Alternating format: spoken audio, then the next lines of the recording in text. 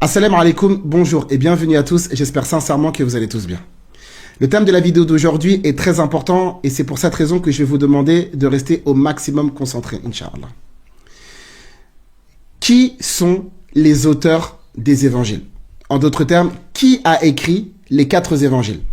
L'évangile selon Matthieu, selon Marc, selon Luc et selon Jean. Beaucoup de chrétiens vont nous dire, c'est les apôtres de Jésus. Matthieu était apôtre, Marc était apôtre, Luc était apôtre et Jean était apôtre. Mais en réalité, vous allez être très surpris de découvrir que au sein même des livres de commentaires bibliques, eh bien, on ne sait pas vraiment qui est-ce qui a rédigé les 4 évangiles. En fait, le premier évangile est un document anonyme comme les 3 autres. Donc en fait, ce passage-là, il est clair et il montre que même d'après les commentateurs bibliques, eh bien, les 4 évangiles nous proviennent d'auteurs qui sont inconnus, anonymes. Le fait de dire que c'est Matthieu qui a rédigé l'évangile selon Matthieu, oui, mais ça, c'est encore une chose hypothétique, parce qu'on ne connaît pas réellement l'identité de Matthieu. De son auteur, le texte ne dit rien. C'est quelqu'un plus tard, Papias pour ne pas le citer, qui va attribuer l'évangile à Matthieu. De son auteur, le texte ne dit rien. La plus ancienne tradition ecclésiastique, Papias avant 150, l'identifie avec l'apôtre Matthieu Lévi, ainsi que le feront de nombreux pères, dont Origène, Jérôme, etc.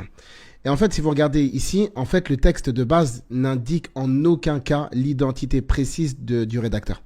Et c'est ensuite, là, c'est une forme d'hypothèse, d'accord? Donc, c'est une idée de Papias, il va l'attribuer à Matthieu. Mais en fait, en réalité, ça, c'est une déduction instable. On ne sait pas réellement qui est-ce qui a écrit l'évangile selon Matthieu. Il y a beaucoup de chrétiens qui lisent, etc., qui étudient, ils sont au courant de ça. Mais volontairement, ils se taisent. Ils ne disent rien et préfèrent dire que, oui, bah, finalement, ces 4 personnes-là étaient des apôtres de Jésus et que c'est Dieu qui les a inspirés. Et ça, c'est un sujet que je vais développer, Inch'Allah, dans la prochaine vidéo. Mais vous savez, dans le texte biblique, on a la liste des apôtres, les apôtres principaux du moins. Et en fait, on va se rendre compte que dans la liste des apôtres, Marc n'apparaît jamais.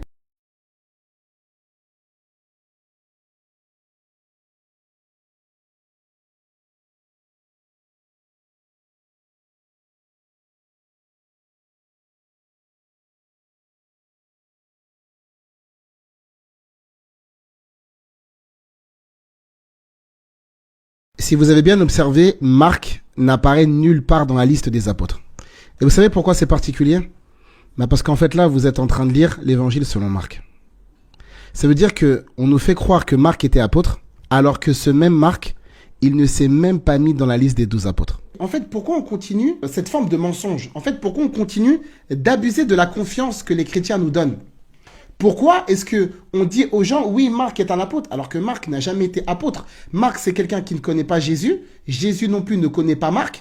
Et Marc n'est absolument pas apôtre de Jésus. Bien que le texte ne précise nulle part le nom de son auteur. Et là, vous regardez, ici, c'est clair. On ne sait pas qui est-ce qui a écrit l'évangile selon Marc. C'est la même chose par rapport à Luc, l'auteur du 3e évangile.